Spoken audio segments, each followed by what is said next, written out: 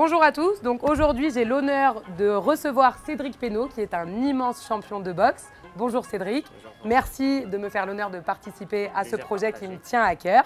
Donc est-ce que tu peux nous expliquer un petit peu ton parcours sportif, ton palmarès et ta carrière Donc moi j'ai une particularité, je suis en multibox. D'accord. Donc je pratique le kickboxing, le full contact et le K1. Et j'avais aussi pratiqué dans mes débuts la boxe française. Okay. Donc là ça va faire maintenant 10 ans que je suis professionnel en pied-point. Et aussi en parallèle je suis professionnel en boxe anglaise. D'accord, ok. Donc tu es un boxeur très complet. Voilà. Donc en pied-point je suis 5 fois champion du monde. Et en boxe anglaise je suis champion du Benelux et champion international UBO. Très bien. Et donc voilà. Bah, super, en tout cas c'est un palmarès impressionnant. On te souhaite beaucoup de réussite dans ta continuation de carrière sportive.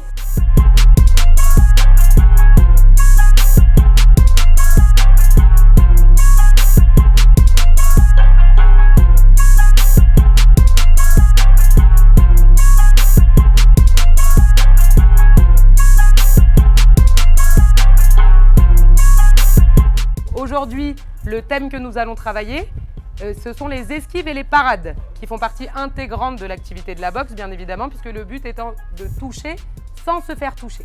Donc on va se mettre en situation, on va démarrer par un shadowboxing. Donc le shadowboxing, c'est une mise en activation pour faire monter la température corporelle et la fréquence cardiaque. On va ensuite intégrer les esquives latérales, puis les esquives rotatives. Cédric, tu peux démarrer ton shadowboxing.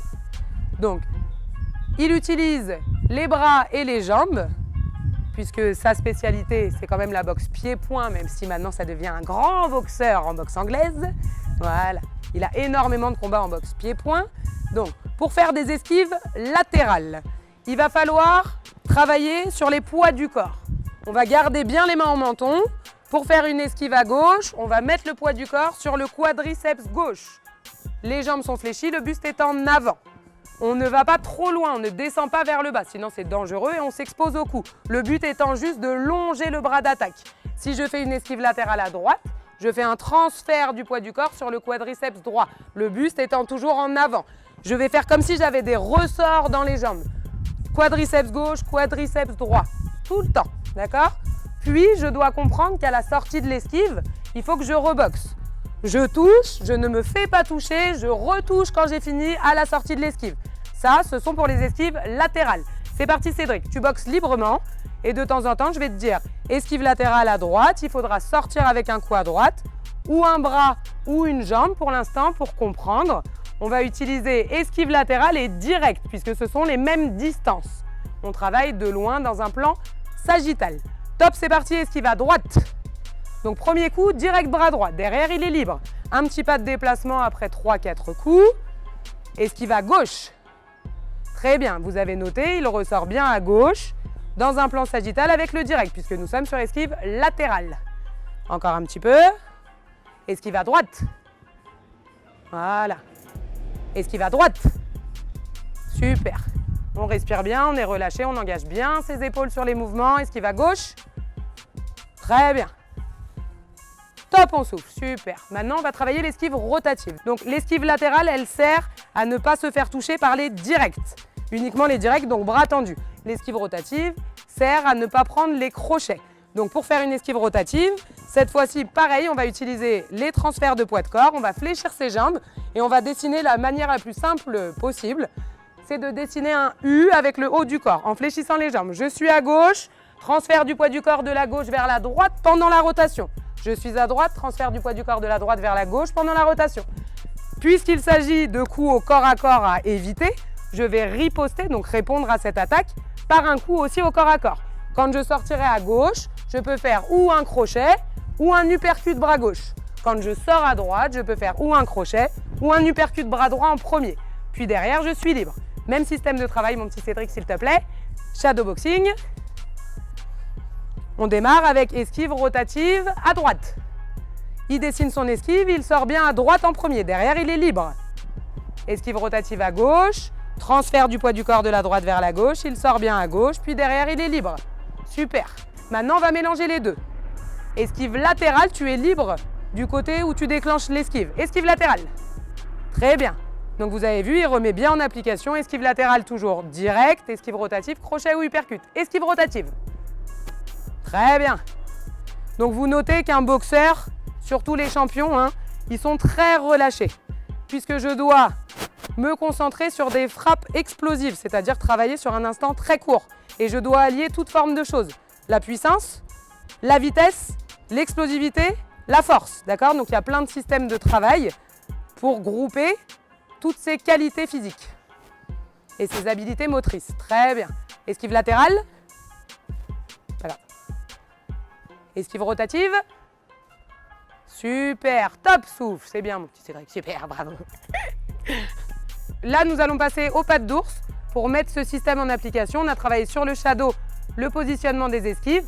Donc maintenant, on le reproduit aux pattes d'ours avec Cédric. Donc la liaison consiste à faire direct bras avant, direct bras arrière, direct bras avant.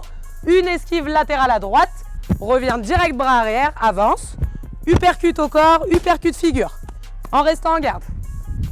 Bien les poids du corps en avant, bras tendus, engage l'épaule.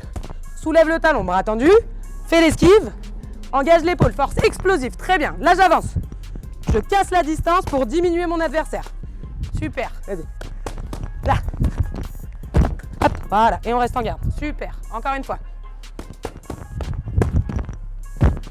C'est bien. Donc la deuxième liaison consiste à rajouter les jambes. On a travaillé la première liaison, l'esquive latérale. Désormais, c'est l'esquive rotative. La liaison, c'est donc doubler du bras avant pour trouver la distance. Ne te fais pas toucher.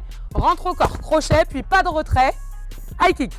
Voilà, je pense à tout faire correctement. Positionnement. Voilà, bras tendus. Esquive rotative, sers-toi du transfert du poids du corps. Pareil, il faut se servir sous l'esquive. C'est là que je vais utiliser tout le quadriceps pour faire la poussée avec la jambe à la montée. Ouais, recule un tout petit peu. Hop. Oui, magnifique. Encore une fois. Super, souffle. C'est bien. Donc nous allons mettre les deux liaisons que nous venons de voir bout à bout. La première liaison est en anglaise avec une esquive latérale et la deuxième liaison est en pied-point avec une esquive rotative. C'est parti. Première liaison, bras avant, esquive latérale à droite, bras arrière. Rentre, uppercut avant. Reprends, distance, gauche-gauche. Esquive rotative, casse la distance, crochet. Puis high kick. Voilà, là je cherche vraiment à diminuer mon adversaire. On reprend. Gauche, droite, gauche, prends pas. Droite, rentre. 1, 2, prends pas. Gauche, gauche. Esquive, là. Oui, et bouge. Très bien. Là, nous allons passer à la mise en situation réelle, entre guillemets. Tout à l'heure, on a expliqué une liaison, puis on a expliqué la manière dont on faisait une esquive latérale ou rotative. Désormais, on va faire uniquement des cibles, puis des attaques au boxeur pour voir s'il est bien lucide et bien en garde à la fin de ses frappes. Au départ, pour apprendre à faire des esquives, il faut mieux travailler large. D'accord? On attaque d'abord vers les épaules pour pas que le boxeur ait peur d'esquiver. Cédric, c'est pas du tout son cas, hein, c'est le roi des esquives, mais on veut que tout le monde puisse comprendre. Puis, je vais rapprocher l'attaque. Donc, je vais viser sur les côtés de la tête, puis pour que ça soit de plus en plus réaliste, après, je vise vraiment le nez. OK? Ça, ce sera pour les esquives latérales. Ça, ce sera pour les esquives rotatives. Esquive rotative, je peux aussi travailler en essuie-glace pour lui faire faire deux esquives en même temps. OK? On y va. Allez, cible. Au départ, je vais lui indiquer top, esquive. Voilà, top, esquive. Esquive. Esquive. Super. Là.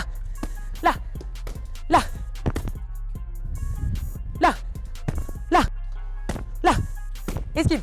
Hop. Hop. Là. Super. Là. Hop. Hop. Voilà. Hop. Là. Voilà. Cédric, vu que c'est un pro, maintenant je ne lui dis plus et je rapproche. Voilà. Très bien.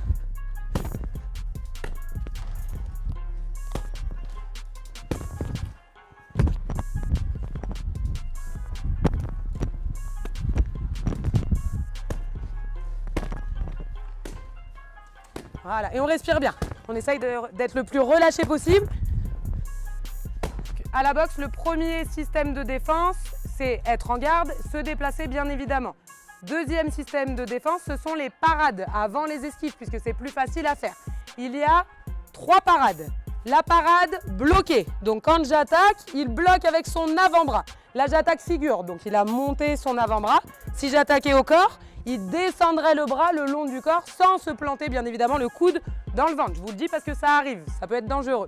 Ensuite, il y a la parade chassée. Donc je pousse le cou vers l'intérieur, d'accord? J'enlève le bras de mon adversaire, ce qui me permet de retoucher avec le bras avec lequel je viens de le chasser. Puis il y a la patte de chat. Donc la patte de chat, j'enlève le cou et je le fais tomber vers le bas cette fois-ci, d'accord?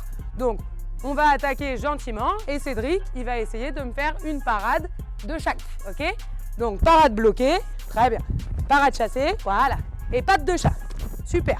On reprend le même système que tout à l'heure, des petites liaisons. Et de temps en temps, j'attaque, tu fais une parade, ok? C'est parti, hop, hop, hop, hop. Super, parade, très bien. Et on bouge, hop, hop, hop, hop. Parade, oui, super. Et on bouge, là, là, là, oui, là, là. Parade. Eh bien, là. Parade. Oui, super. Maintenant, je ne dis plus, d'accord? J'attaque de temps en temps. Oui. Un. Là, il me fait les deux. Magnifique. Il me fait parade, parade et esquive. Oui.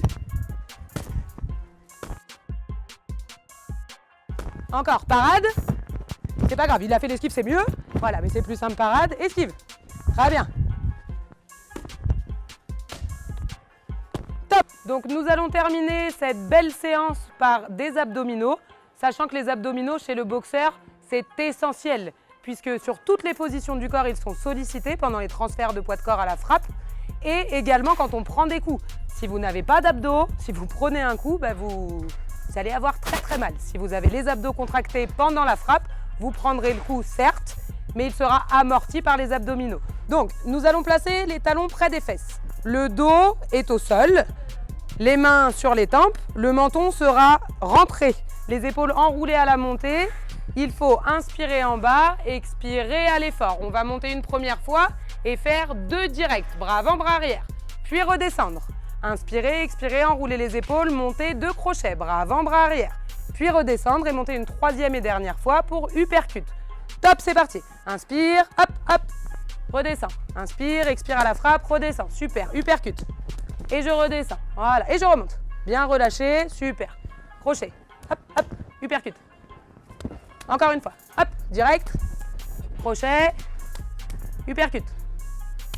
Top, souffle, c'est bien. Aujourd'hui, nous avons fait une séance axée sur les esquives latérales et rotatives. Donc, j'espère, Cédric, que ça t'a plu. Super. D'accord. Est-ce que tu t'y retrouves dans ta préparation, toi, physique, quand tu as des grandes échéances à l'approche? Ouais. Voilà, ça ressemble à ce que tu fais.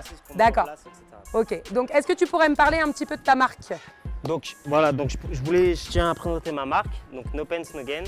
Et en fait, ça vient, j'ai pris le slogan donc No Pain No Gain, que je pense que tous les sportifs connaissent, qui veut dire un petit peu en gros sans effort on n'a rien. Très bien. Et donc c'est un petit peu la ligne de conduite que je me donne dans le sport de combat et dans la vie en général. Ça se voit tout de suite. Hein. Et donc voilà, et après pour le Pence, c'est moi et mon frère, comme j'ai un frère jumeau Mickaël, moi et mon frère petit on nous appelait les Pence. D'accord. Et du coup j'ai voulu transformer en disant No Pence No Gain et je trouvais que ça rimait avec. C'est voilà. Un super jeu de mots et ça te correspond bien comme tu dis. Et je tâchais aussi à t'offrir deux t-shirts de ma marque.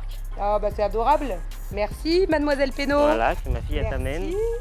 Merci et Cédric, voilà. C'est voilà, super gentil, merci à toi et merci de m'avoir fait l'honneur de participer à ce tutoriel. Avec plaisir. Et bon courage pour la suite dans tes échéances sportives merci. Et dans ta carrière professionnelle bien évidemment. Merci.